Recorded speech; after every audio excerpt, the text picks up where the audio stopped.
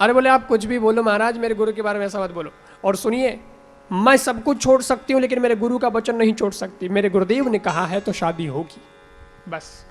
और आप सोचेंगे कि महादेव से शादी का नशा चढ़ रखा है इसको, 1-2 महीने में उतर जाएगा, 4-6 महीने में उतर जाएगा, साल 2-5 साल में उतर जाएगा। 2-5 साल की बात नहीं है, 1-2 जन्म की बात नहीं है। तो जन्म कोटि लगी रगर हमारी,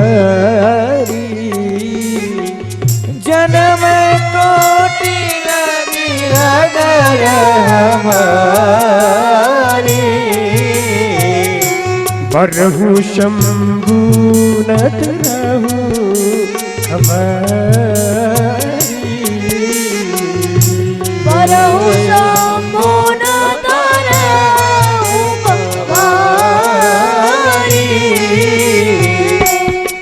कोटि जन्मों की लगन है मेरी, करोड़ों जन्म भी जाएंगे लेकिन शादी महादेव से करो, वरना कुंवारी रहूंगी, शादी ही नहीं करूंगी। सप्तऋषि समझ गया कि पार्वती अटल है, परीक्षा में पास है। सप्तऋषि कहो बस तुम्हारी भावना से हम खुश हुए, शिवजी जरूर तुम्हें अपनाएंगे। वो एक दिन दूल्हे बनकर तुम्हारे घर के द्वार पर आएंगे। तुम्हारे पिता जब तुम्हें बुलाने आवे तो चली जाना हट छोड़कर, हमारी बात मानो, ठीक है? ठीक है। और सप्तऋषि आया है पाचा शिवजी कने। शिवजी ने पूछा, हाँ भाई क्या समाचार है? बोले समाचार बहुत पॉजिटिव है महाराज। पार्वती तो आपके अलावा किसी को देखने की बात तो छोड़ो, वो आपके अलावा किसी और का नाम भी सुनना पसंद नहीं करती है। इतनी प्रबल उसकी प्रेमा भक्ति है, आपको स्वीकार करना पड़ेगा महादेव ऐसे को। देखो ना उसकी भक्ति। तो महादेव आप बात सुनी तो महादेव ने इतनी खुशी हुई, इतनी खुशी हुई, इतनी खुशी हुई, इतनी खुशी हुई कि वापस समाधि लग गई। पहला विष्णु भगवान को ली, अब क्या समाधि लग गई वापस। और अब क्या समाधि लागी तो लागी, लेकिन एक घटना और घट गई। घटना क्या? दुर्घटना घट गई। दुर्घटना क्या घटी? दुर्घटना ये घट गई कि एक तारकासुर नाम का राक्षस पैदा हो गया धरती पर। तारकासुर भयों तो काला भुज प्रताप बल तेज विशाला, ऐसा लिखा है। बड़ा बलवान तारकासुर देवताओं ने परेशान कर, तो धरती माते भी बहुत परेशानी लोगों ने। और उसको मारे कौन? बोले मारेगा शंकर जी का बेटा कार्तिक। शंकर जी का बेटा कार्तिक मतलब पहले तो शंकर जी की शादी हो, शादी से पहले शंकर जी की पहले तो समाधि टूटे भाई। समाधि नहीं टूटे जब ब्याह की करोगे। शंकर जी की समाधि टूटे, फिर शंकर जी की शादी हो, शादी के बाद में इंतज़ार हो, इंतज़ार के बाद में खुशखबरी हो, खुशखबरी के बाद थोड़ा और इंतज़ार हो, कार्तिक बेटा बड़ा हो तो फिर तारकासुर को मारे, तारकासुर मरे तो शांति हो। बड़ा लंबा प्रोसीजर है, प्रक्रिया बहुत लंबी है। तो शंकर जी की समाधि कौन तोड़े?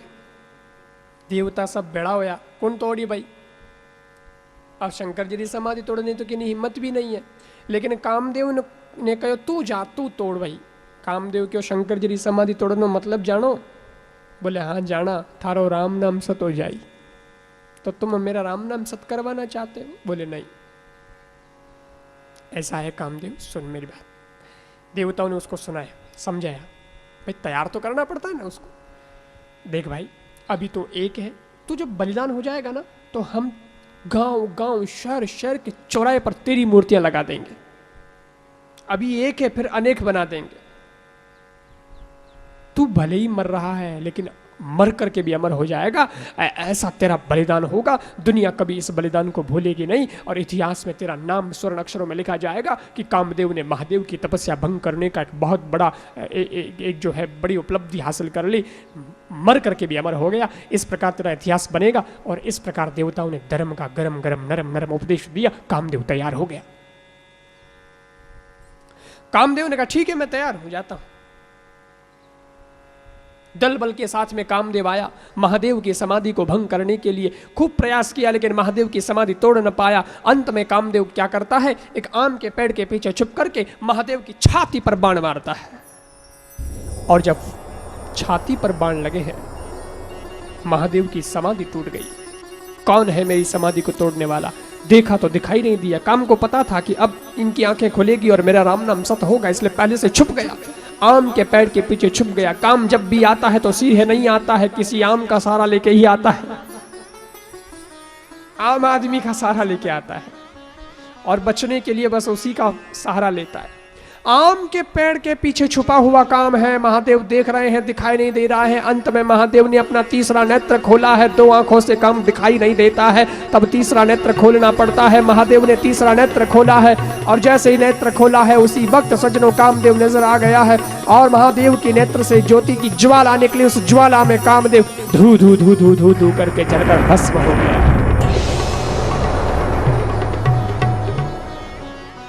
जब शिवती स्वर्ण होगा चितवत काम भयमुचरिछारा। कामदेव भस्म हुआ। कामदेव की पत्नी रति रोती हुई वहां पर आई, शंकर भगवान के सामने रोने लगी। आपने मेरे पति को मार दिया। भगवान ने कहा रति रो मत, तेरा पति तुझे वापस मिल जाएगा, कृष्ण अवतार के अंदर द्वापर युग में मिल जाएगा, चिंता मत कर। और एक वृत्ति के रूप में सबके अंदर काम रहेगा, सबके अंदर काम रहता है। लेकिन रति ने कहा मुझे क्या मिला? बोले तेरा पति तुझे द्वापर युग में मिल जाएगा, चिंता मत कर। बोले द्वापर युग में मिलेगा? बोले हाँ मिल जाएगा, चिंता मत कर। रति पर मेहरबानी कर दी। शंकर जी ने रति को नहीं मारा, उसके पति को मारा, क्योंकि कामदेव तो मारा क्योंकि कामदेव ठीक नहीं था, लेकिन रति को मारा नहीं, क्योंकि भगवान शंकर जी कहते हैं रति बुरी नहीं है, रति अच्छी है। रति जब काम में हो तो बुरी है, निंदनीय है, लेकिन रति जब राम में हो तो निंदनीय नहीं, वंदनीय है। फिर तो उसकी वंदना होनी चाहिए। ठीक, रति पर मेहरबानी कर दी। अब देवता लोग आया, भाई समाधि टूट गई है ना, अब देवता लोग आया और देवता लोग फिर ब्रह्मा जी ने आगे करिए, अरे तुम बात करो। ब्रह्मा जी गए, शंकर जी बोले भाई कैसे आए हो, क्या बात है, क्या बात? ब्रह्मा जी बोले महादेव बस एक बात कहनी है आपसे। अब देखो देवता बात करने में बहुत होशियार है, वाक चातुर्य देखो, अब बहुत होशियार है। होशियारी से बात करते हैं, सीधे सीधे नहीं कहते कि शादी कर लो। कैसे करते? घुमा फिरा के बात करते हैं। ये भी नहीं कहते कि तारकासुर जो है पैदा हो गया है उसको मारना है इसलिए आपको शादी करनी जरूरी है ताकि आपके बेटा पैदा हो और वो तारकासुर को बनाए, ऐसा भी नहीं कहते। उल्टो चश्मो पहना जी, घुमा फिरा के बात करते।